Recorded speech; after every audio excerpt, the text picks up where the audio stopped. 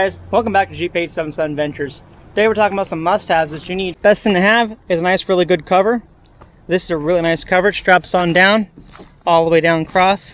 Got this on Amazon. And a nice little cover for the boat. You just pull nice and tight and taut, and it keeps water and everything out of the motor, and your boat cover keeps it out of the boat. Another really great thing to have is this right here. Reason why is this thing is really nice because you can easily roll around your trailer, and of course to pull your boat back in, you definitely want one of these. But just to show you how easy it is, I'm gonna go ahead and start pulling this boat right around.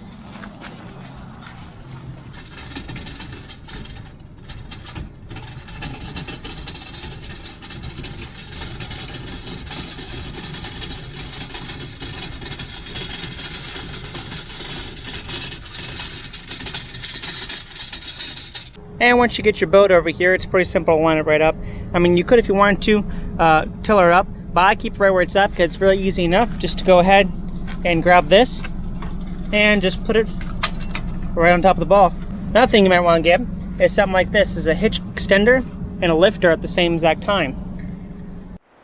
And once you just unclip that and take off the top and the cover for the motor back there, you want to make sure that before you go anywhere that you with this particular unit, I can pull it like this and lock it into the side, which is why I like it to where I don't have to keep tillering it up and down. I can keep it at the level I want, and then boom, it just pops and slides right out the way, so it's not going to get hit by anything or any kind of bumps as I go along the way.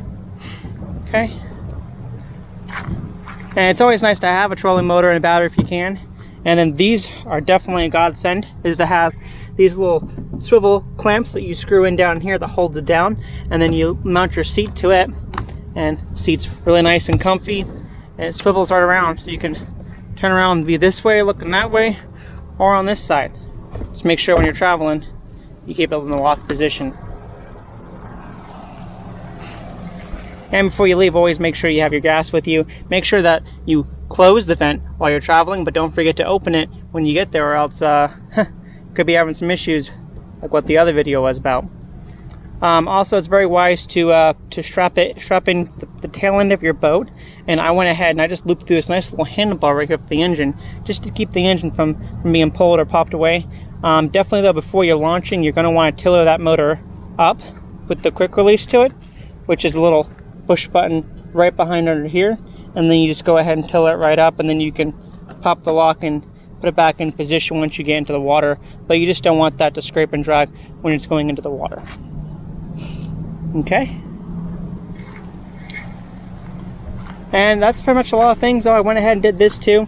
On this particular boat here, it had these little holes where you have oar locks. I don't have the oar locks with me. What I did though is I made this little hole here, which is nice because I can go ahead and grab these oars, and I can put it through here and pretty much use this as an oar lock. Or also, if I'm at the dock, I can attach something to a rope to it and pull it in, which is very helpful. I found these ropes right here.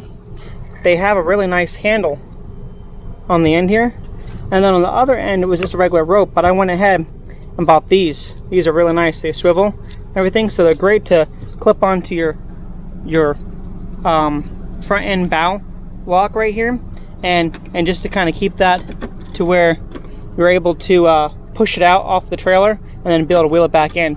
Works out excellent to where it's pretty much almost anti-tangle with the way it's done. And I mean, I also always like to travel with something like this, and I'll put it right here. I have these little I put some extra tape on there to make it thicker, and it fits nicely right where you put your rod holder at, and it just helps boaters and things see you from a distance, so that kind of helps out. Of course though, I always travel with the fire extinguisher and with a whistle and things like that, and we have the oars, so we have kind of like a two-step backup, other than just the gas motor. If the gas motor were to fail, we got the electric trolling motor in the front, and we also have the oars for manpower to get us out of trouble if we had to. But yeah, that's pretty much it with a lot of the different cool things I have for extra features and things and whatnot to have. One thing also, if you don't know about boat ramps, they're very slippery.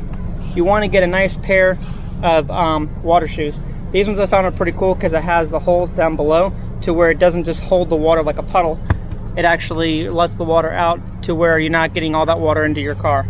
But I also got rubber pads I put inside the car to help protect it further.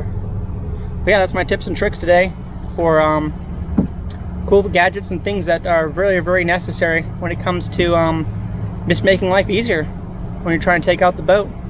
So, well, we'll see you next time. Thanks.